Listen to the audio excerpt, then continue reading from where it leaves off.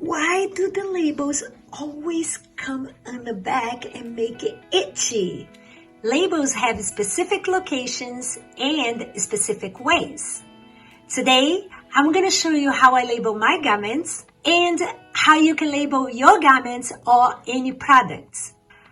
I'm going to show you a little secret that no one tells, so stay tuned. Let's get started.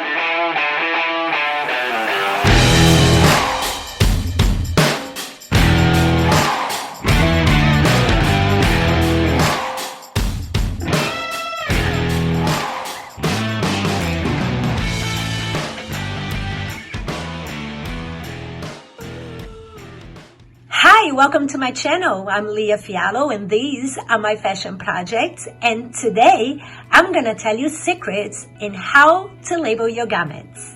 These rules and regulations apply to United States. Other countries might have their own rules, so you have to check with that country if you want to deal with them. But in United States, if you want to sell, export or import or manufacture here, you need to use labels. Today we're going to talk about regular garments, not wool, not fur. They fall under a different category. I'm going to show you how to look up for those. But let's talk about just regular fibers like polyester, lycra, cotton. How do we label those garments? Number one, you need the name of the business. Number two, identify the manufacturer that made the garment. Number three, the fiber content. Number four, the country of origin. Number five, the care label. Of course, let's not forget the size. So, the labels have a specific location where to place them on a garment. So, the name of the business, the manufacturer, the fiber content, and the country of origin, they all must be on the back of the garment. If it's a shirt, on the back of the neck. If it's a pant, on the back of the pant. If it's a skirt, on the back of the skirt. The care label can be anywhere else on the garment as long as it's visible on time of purchase. Okay, let's see how this works in real life. Let's talk about the first label, the name of the business and the manufacturer, the first two labels, okay? So, if the manufacturer sells the garment, makes and sell it, it can put its legal name in here, but it has to be the name they do business as, has to go in here, and that's all they need. Now, if the manufacturer makes the garment and does not want to use their legal name in here, they will have to get a RN number, a registered number. Later on in the video, I'm going to show you how to get one. The garment can be made in China, can be made in US somewhere, but the brand selling it, it's not in charge of making it. So that garment comes with a RN number, a registered number, and then the brand puts its legal name right here. Let's talk about the fiber content. All contents must be written by their generic names and by percentage of weight of constituent fibers in the product, from the largest to the smallest. So the body is the largest. So 63% polyester, 33% rayon, 4% spandex. Under 5%, you can put them all in one category and say other fibers. But if that fiber makes a difference on the performance of the garment, like spandex, you must state 4%. The country of origin. To carry the Made in USA label, all or virtually all of the product has to be made in US. Significant parts, processing, and labor must be in US. If not, like for a garment, if it's made in US, but the materials came from a different country, especially the fabric, which is the biggest material, you have to state made in US of imported fabric. And if it's made in another country, you're just gonna state made in Brazil. Now let's talk about the care label. You have to tell the consumer how to care for the product. So in this case, it's super easy. It's professionally dry clean only. So I was able to fit everything in one label. You can fit the name, the size, everything in one label if you want to, if there is room for it, but you don't have to. And sometimes you have labels, different labels, and you can do a different product and you can use like the size. I'm not using, if I buy different labels for sizing, I can use a label for that material and the size can be used in any garment. So that's the advantage of having separate labels. The big secret. Who controls everything? The Federal Trade Commission, the FTC. So you can just go to their website, ftc.gov, and you can find all the information. I just gave it to you, and you can find all the details. This particular one, it's for care labeling, and it has all the information right here. I will leave the link in the description, and I'll leave all the links that you need to be well informed about garment labeling with the FTC. But you can also hire a lawyer for legal advice or to label the garments for you. There are agencies that do that for you. But if you're on a tight budget, you can just read away and learn yourself how to label your products, your garments or products. There are information for all products with the FTC. They control the whole thing. They set the rules and the regulations. So for the care label, here you see information like care labels must state what regular care is needed for the ordinary use of the product. For instance, it's just like caring for your product. If you wash your product, how do you wash? In what cycle in a machine? You have to tell the consumer.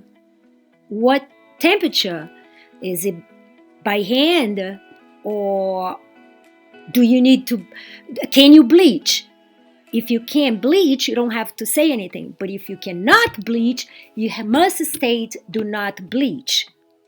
And also you have to have like warnings, something out of the ordinary. For instance, when I made my masks, I had wire built into the nose area. The consumer doesn't know there is a wire there, so they cannot put it in a microwave. So I stated that before they purchase. There is a wire built in on the nose area. Do not microwave. So you have to state what it is and why. So there are a bunch of things, okay, but you can read through these and understand, so you can write your own labels. Also, the textile companies, they are supposed to provide all the information about the textile you're buying. They're supposed to inform you the fiber contents and how to care for that fabric. So I'm going to leave all the links in the description area for you of all the important things that I talk about today. Now I'm going to give you an example how to make a care label. Lately, I've been using label weavers here in the United States. They are compatible prices, and they're super easy to use the software to build your own label. So let's see. Garment care labels. I use the satin labels. So they have the system. You can enter your own way to care for the garment in a written words, or you can use the symbols, okay? And if you do not know all the symbols, what they mean, you can just go to Google symbol,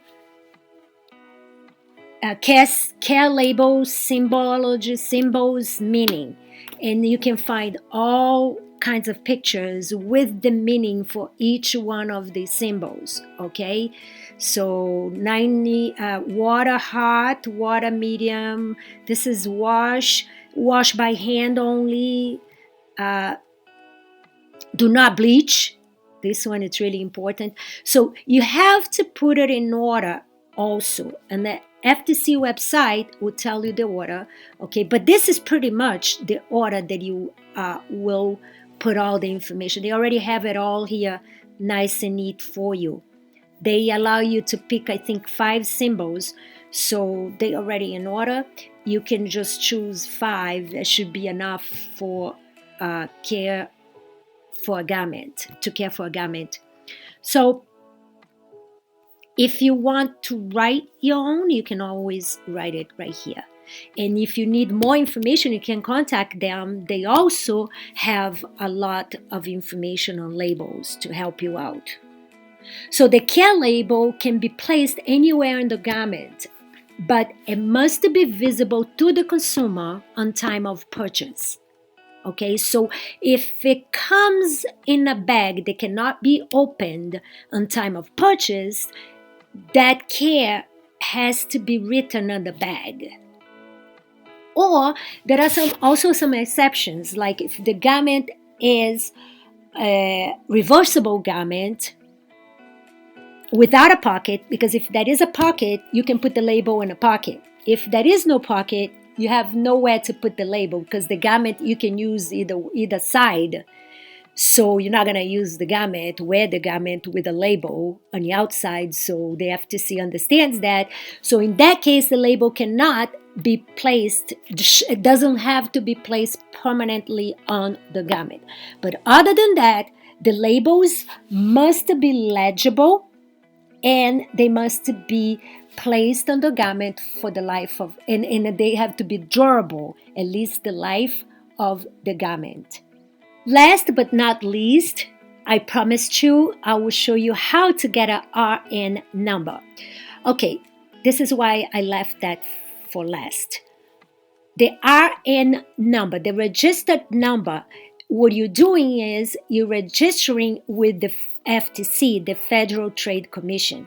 So we go back, I have the link in the description, we go back to the FTC website, and here it is, the database. You can also consult all the numbers that you see on garments. You can actually come in here and find out who made it.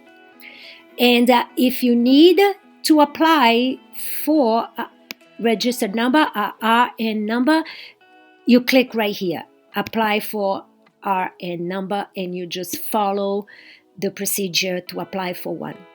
So that's it for today. I hope you find all this information very useful. And if you have any questions, just comment down below. And if you did like this video, just please give me a thumbs up.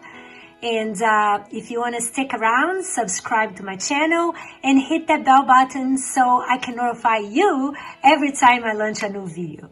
I have lots of more secrets coming, and I thank you very much for watching, and I see you next time.